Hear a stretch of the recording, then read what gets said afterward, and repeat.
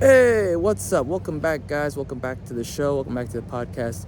Today, I got a spicy one for you today.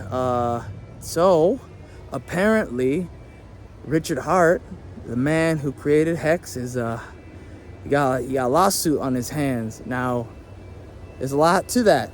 There's a lot to it. Now, for those of you not in the know, Richard Hart is the creator of Hex, which is a token, I would call it a Ponzi, a big old Ponzi scheme. Maybe you wouldn't call it Ponzi because it's not technically a Ponzi, whatever. Okay, an investment scheme.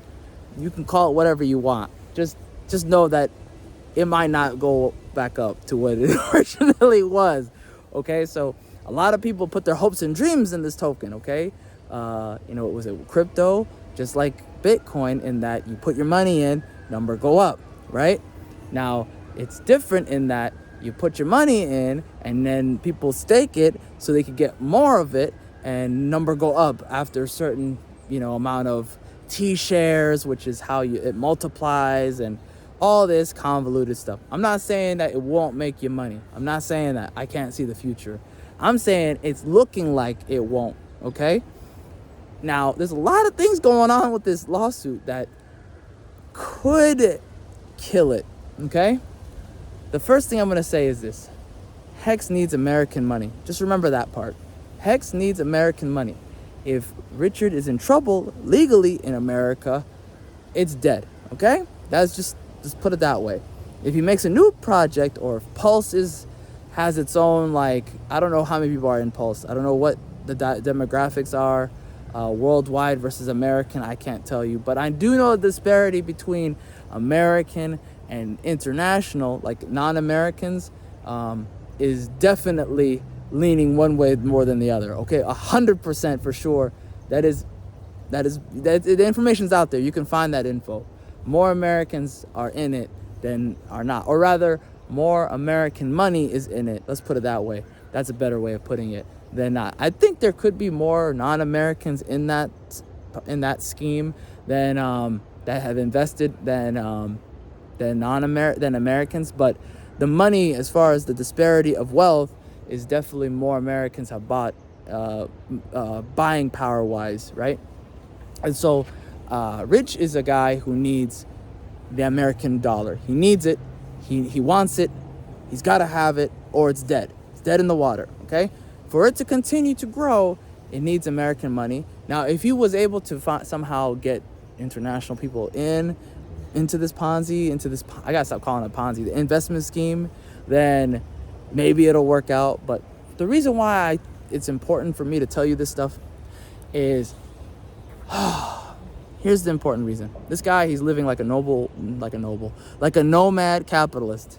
He's living like a noble. He really is. I didn't mean to it's a Freudian slip, but it's the truth. He is living like one of the old school nobles, where he just feels like he's above the law. He's like, yeah, I can do whatever I want. Now, that's not, I'm not projecting that onto him. He is behaving in that way. That's just who he is. He's always, as far as his online persona, he always lived on the edge of what's legal, what's morally good. He's not a moralist, and he's definitely, well, let's put it that way, he's the opposite of a moralist. He's like an anti-moralist, and he's also definitely a I got mine kind of guy, right? If it's always working out as long as he gets his. If there's a sea of people who have been wrecked, he don't care. They could be destroyed, just gone. He don't care. It's not his business to care. He don't care. That's not his business. His business is to get more money in that thing, okay? I'm not saying, rip Hex or it's over, bro, all that stuff. Although you can decide for yourself. I'm going to let you decide for yourself. I'm saying in the beginning, when it was new and everybody was in, I was like, yeah, try it, right?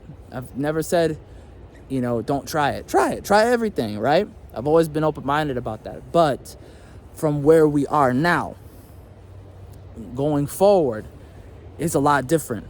Okay, bro? It's different. And the reason why it's important for you guys to understand this is so you can understand how a token can go from being great and something you should invest in, maybe try it, versus I would heavily recommend probably not trying for it now because it's looking like it's not going to happen, right?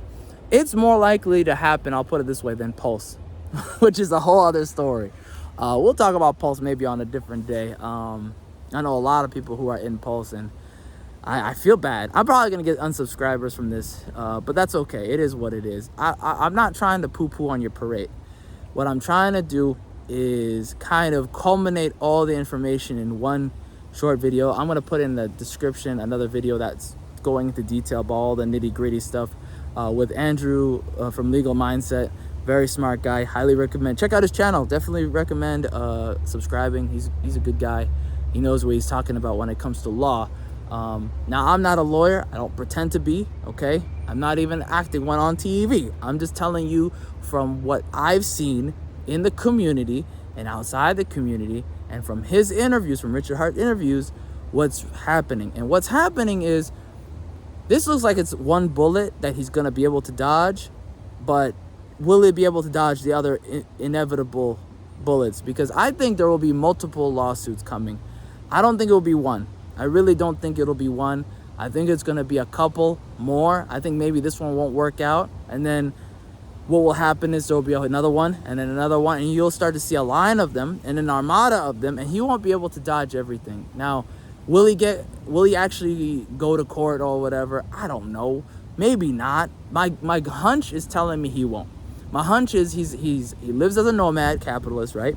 As a quote unquote noble, cyber noble. That's my new catchphrase. This is cyber noble. No, he's out and about. I think he has his own private jet. I saw a photo of him in a jet. I think it's a private jet. I could be wrong. That's fine. He was on a jet.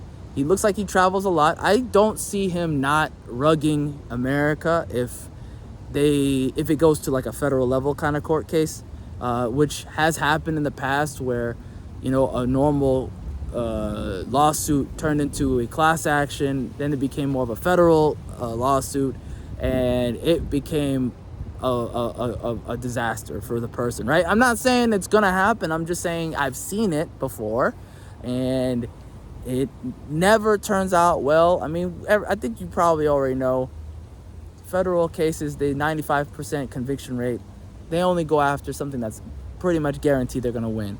So if they're taking it, then it's over. Then I will say it's over 100%. Now, personally speaking, it's over to me, right? To me, I see it as it's RIP. I think it's done. Make your peace with it. Say good night, okay? Good night, okay? Peace, okay? I'm sorry. That's awful. I take it back. I mean, I mean it. It's a joke, but I'm like, it's the truth, though.